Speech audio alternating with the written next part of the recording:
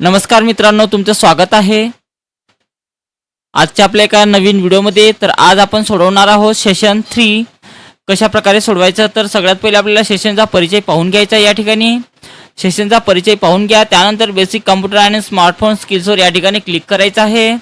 त्यानंतर या ठिकाणी क्लिक करा। या ठिकाणी क्लिक केल्यानंतर याच्यामध्ये आपल्याला जे जे ऑरेंज कलरमध्ये दिलेले व्हिडिओज आहे ते सर्व आपल्याला पाहून घ्यायचे आहे। त्यानंतर या ॲरोवर क्लिक करा। या ॲरोवर क्लिक केल्यानंतर पुन्हा खाली यायचं आहे, पुन्हा या ॲरोवर आपल्याला क्लिक करायचं आहे। त्यानंतर याच्यातनी आपल्याला पहिले एक नॉलेज चेक इथे दिलेला आहे, तर पहिल्या नॉलेज चेकवर या ठिकाणी क्लिक करा आणि त्यानंतर इथून स्टार्ट करून घ्यायचं आहे। याच्या अगोदर तुम्हाला जे ऑरेंज कलरमध्ये व्हिडिओ दिलेले असेल ते सर्व पाहून घ्या आणि हे आपलं पहिलं नॉलेज चेक असणार आहे सेशन 3 मधलं। तर इथून स्टार्ट करा।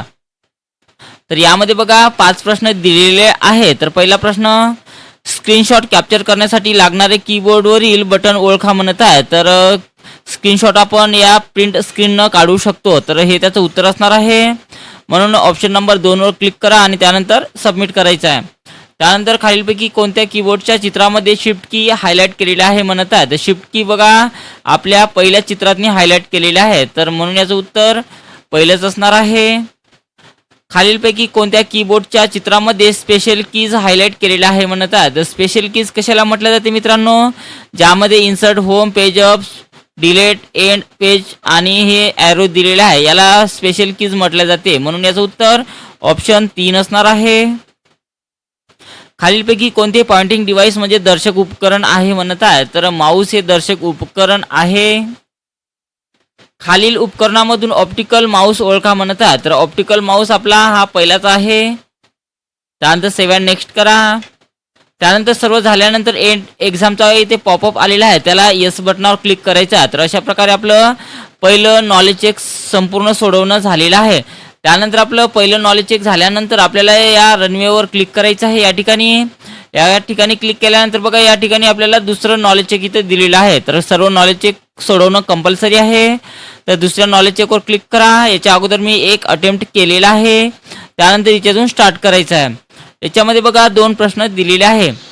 तर पहिला प्रश्न, रनवेचे फ्रेम फीचर क्रिएटर्सना कशा प्रकारे मदत करते म्हणत आहे। तर कशा प्रकारे मदत करते बघा, तर याचं उत्तर हाय क्वालिटी इमेजेस जनरेट करण्यास मदत करते। तर हे त्याचं उत्तर असणार आहे।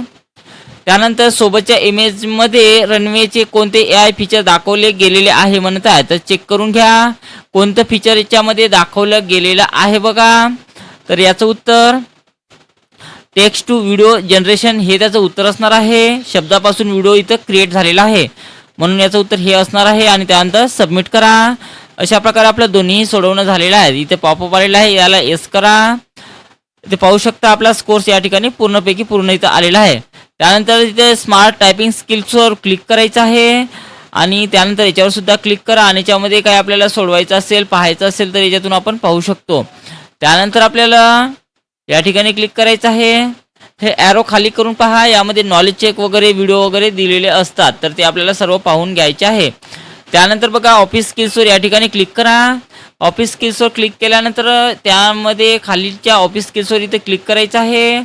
या ठिकाणी क्लिक केल्यानंतर पाहू शकता या ठिकाणी आपल्याला नॉलेज चेक दिलेला आहे, तर नॉलेज चेकवर क्लिक करा आणि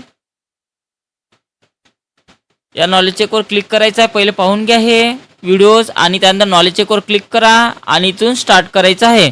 आता यामध्ये बघा 10 प्रश्न दिलेले आहे। तर पहिला प्रश्न, तुम्हाला डेस्कटॉप बॅकग्राऊंडचे पिक्चर्स, विंडोजचे रंग आणि साऊंड म्हणजेच आवाज एकाच वेळी बदलायचे असतील तर कोणत्या पर्यायावर तुम्ही क्लिक कराल म्हणत आहे। तर सर्व ऑप्शन्स आपल्याला कोणत्या ठिकाणी मिळते, या थीम्समध्ये मिळते। तर म्हणून याचं उत्तर थीम्स असणार आहे। थीम्स आहे 4 ऑप्शन्सवर आणि त्यानंतर सेव्ह अँड नेक्स्ट करायचं आहे। त्यानंतर डेस्कटॉप बॅकग्राऊंड बदलण्यासाठी कोणता पर्याय तुम्ही निवडाल म्हणत आहे। तर डेस्कटॉपचं बॅकग्राऊंड बदलवण्यासाठी आपल्याला इथं पर्सनलाइजवर जावं लागेल, याच्यामध्ये जाऊन आपण ते चेंज करू शकतो, म्हणून याचं उत्तर पहिलंच असणार आहे। खालीलपैकी कोणत्या चित्रात रिबन्स टाईप स्क्रीनशेवर दाखवला आहे म्हणत आहे। तर रिबन्स स्क्रीनशेवर आपल्याला या ऑप्शन नंबर 4 मध्ये दाखवलेला आहे या ठिकाणी, म्हणून याचं उत्तर ऑप्शन नंबर 4 आहे। खालीलपैकी कंट्रोल पॅनलमधील कोणती कॅटेगरी तुमचा आवडीचा फोटो डेस्कटॉप बॅकग्राऊंडला ठेवू इच्छितो म्हणत आहे। तर हे सर्व आपण पर्सनलाइजमध्ये जाऊन करू शकतो, म्हणून याचं उत्तर ऑप्शन नंबर 4 असणार आहे. खालीलपैकी कोणता पर्याय वापरून ठराविक वेळेने दिसणारे अनेक चित्र तुम्ही तुमच्या डेस्कटॉप वॉलपेपरवर ठेवू शकतात म्हणत आहे. तर याचं उत्तर बघा हे बॅकग्राऊंड्स आहे. तर बॅकग्राऊंड ऑप्शन नंबर 3 वर क्लिक करा आणि त्यानंतर सेव्ह अँड नेक्स्ट करायचं आहे.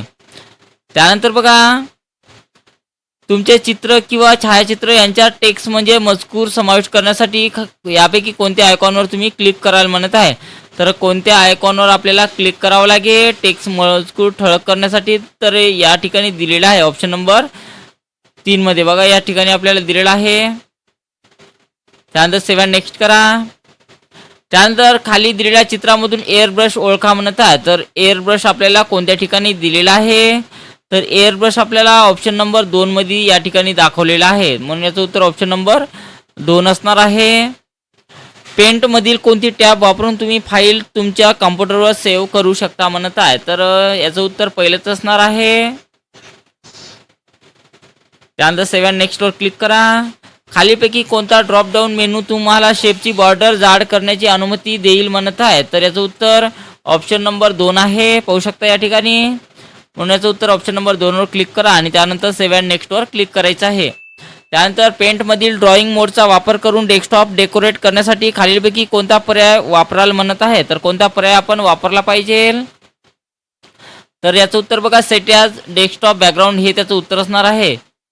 तर ऑप्शन नंबर 3 वर क्लिक करा आणि त्यानंतर सेव्ह अँड नेक्स्ट करायचं आहे. अशा प्रकारे आपलं संपूर्ण नॉलेज चेक सोडवणं झालेलं आहे. त्यानंतर येस बटनावर क्लिक करा आणि या ठिकाणी आपला स्कोर्स पाहू शकतो. आपल्या आजच्या डेटमध्ये पूर्णपैकी पूर्ण इथं स्कोर्स इथं आलेला आहे.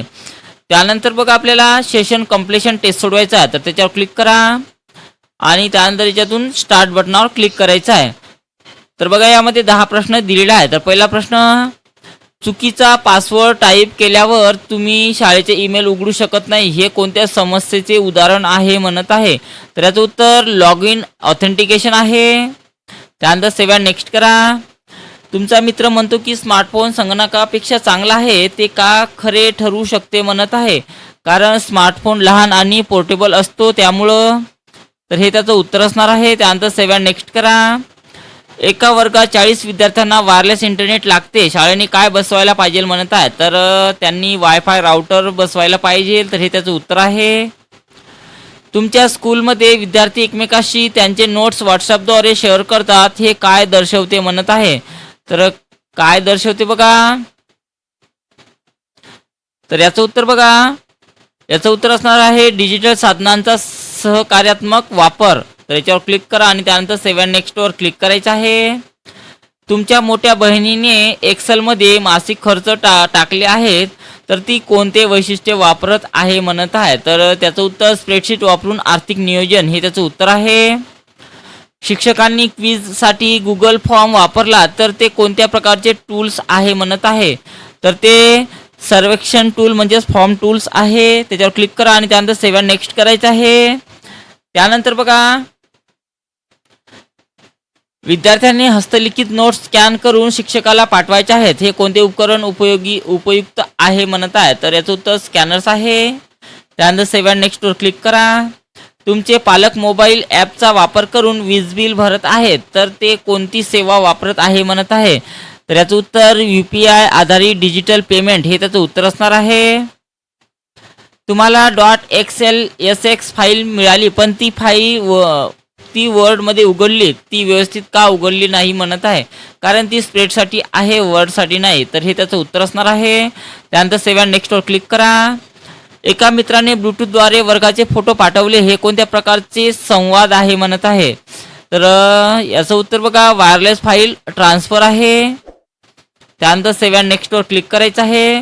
तर अशा प्रकारे आपलं सेशन कम्प्लिशन टेस्ट संपूर्ण सोडवणं झालेलं आहे. त्यानंतर येस बटनावर क्लिक करा. इथे पाहू शकतो आपला स्कोर्स या ठिकाणी पूर्णपैकी पूर्ण इथं आलेला आहे. तर अशा प्रकारे आपल्याला इरा सेशन 3 कम्प्लिटली सोडवायचं आहे.